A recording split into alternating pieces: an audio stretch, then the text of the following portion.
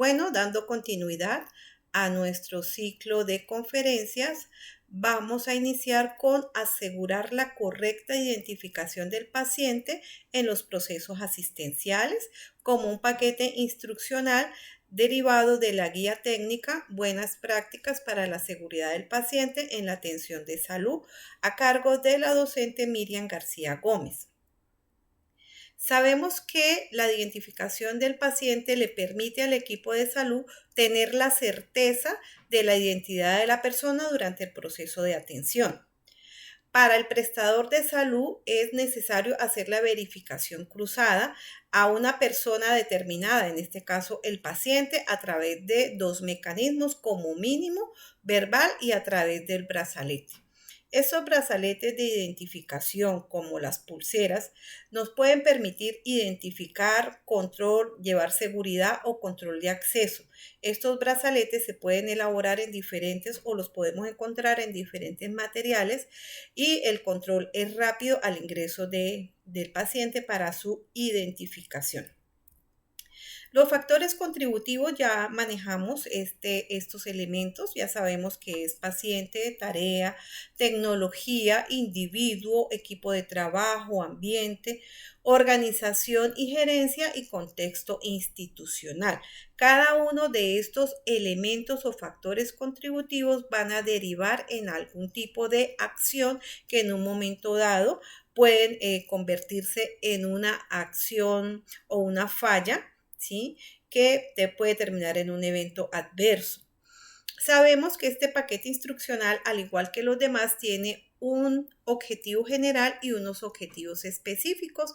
La idea es desarrollar y fortalecer conocimiento para que se pueda generar la identificación de los pacientes y que se tengan las habilidades para la aplicación de unas prácticas seguras durante la estancia de estos pacientes al ingreso y que también el equipo de salud lo pueda aplicar de manera permanente. Este equipo de salud debe detectar los errores, debe identificar los factores contributivos, se debe identificar cuáles son las barreras y defensas que se pueden actuar en ese momento, se debe socializar esos mecanismos de monitoreo para hacer la medición recomendado, tanto para el seguimiento en la aplicación de las prácticas seguras como para disminuir las fallas y desde luego utilizar las experiencias exitosas para hacer una aplicación de prácticas seguras. Ya nosotros conocemos que la metodología está mediada por el aprendizaje basado en problemas y que vamos a responder cada una de las preguntas. ¿Por qué es importante garantizar una correcta identificación de los pacientes? Sencillamente porque una incorrecta identificación de los pacientes es una multicausalidad para muchos errores. La identificación del paciente es un requisito que debe estar en primer lugar en los procesos de acreditación. La OMS la tiene incluida dentro de las 9 soluciones para la seguridad del paciente, a fin de que se pueda reducir el daño relacionado con la atención sanitaria que pagan millones de pacientes en todo el mundo. Además de esto, se debe procurar estandarizar los procesos de atención como las bandas de identificación del paciente. Esto reducirá los riesgos de seguridad del paciente. Ahora bien, ¿cuáles son las fallas más comunes que pueden llevar a errores de identificación del paciente? Entonces, estos riesgos para la seguridad del paciente están dados en los componentes de su cuidado como diagnósticos, terapéuticos o de apoyo.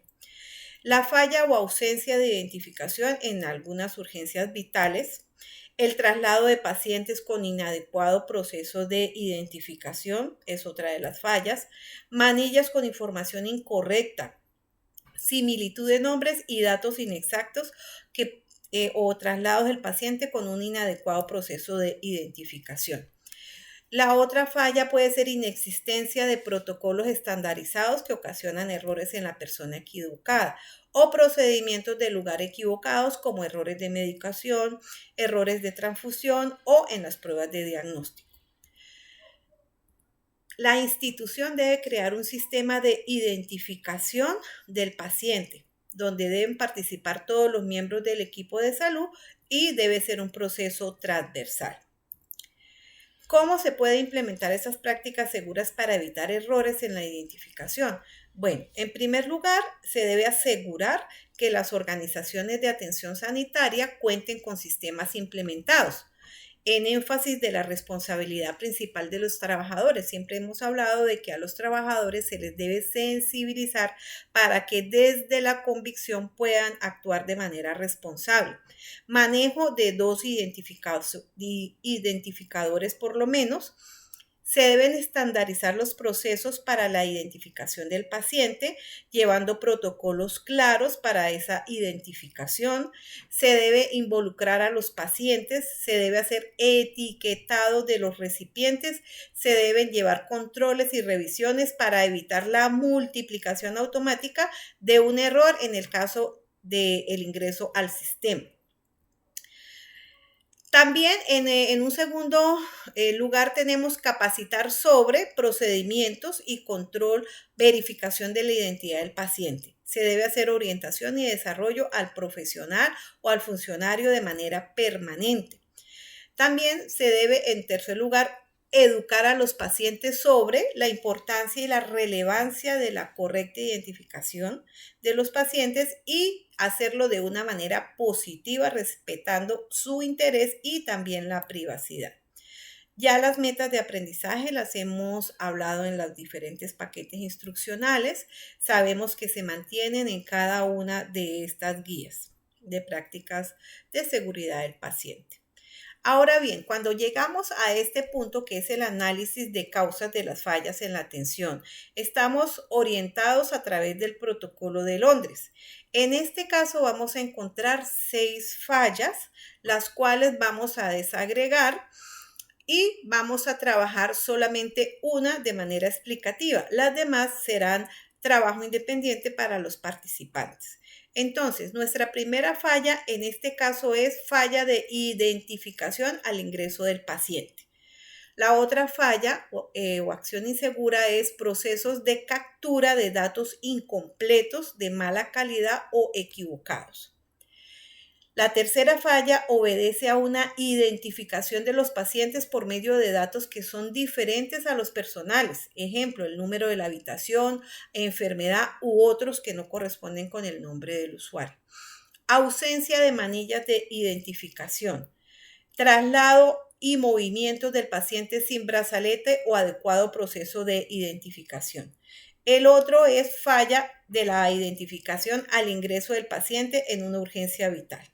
Como les dije anteriormente, el número 1 es el que vamos a hacer desagregarlo para poder hacer la explicación y los demás van a hacer lectura de análisis como trabajo independiente. Nuestra primera falla en la identificación del ingreso del paciente. Seguimos con nuestro protocolo de Londres para hacer el análisis. Ya sabemos que partimos de unos factores contributivos, que estos van a ser unas fallas latentes que van a estar allí al acecho de que cualquiera de estos elementos lleguen a fallar, se conviertan en acciones inseguras y se genere la falla activa. También sabemos que existen unas barreras y acciones seguras que pueden mitigar esa situación. En cuanto al equipo, ¿cuáles serán los factores contributivos que favorecen que el equipo llegue a generar esa falla? La falta de supervisión en el desarrollo del procedimiento o problemas de comunicación entre el mismo equipo de trabajo. En el caso del individuo, posiblemente, recordemos que el individuo hace parte del equipo de trabajo, inexperiencia de ese personal asistencial que realiza el procedimiento o personal asistencial que no tiene adherencia al proceso o que realiza la identificación después de la atención inicial. Eso es un riesgo bastante alto.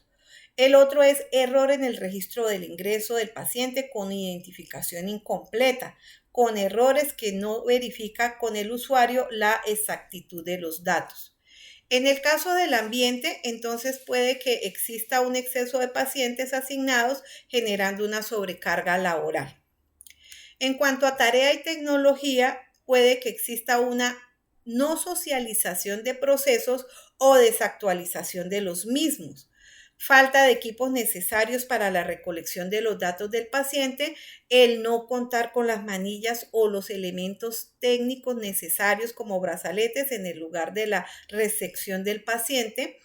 En el caso del paciente como tal, pues ya sabemos que hay unas variantes bastante importantes y casi transversales que se deben tener en cuenta en todo, y es el estado mental del paciente, la edad juega un papel importante, si es un paciente adulto, si es un menor de 5 años, qué medicamentos está consumiendo que pueden estar alterando la lucidez del paciente, problemas de comunicación del paciente, por ejemplo, por visión, audición o fonación, alteraciones del estado de conciencia de nuestro paciente.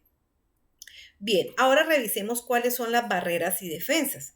En el caso de las defensas o barreras humanas, una completa entrevista al paciente al ingreso puede garantizar que no se genere ese error.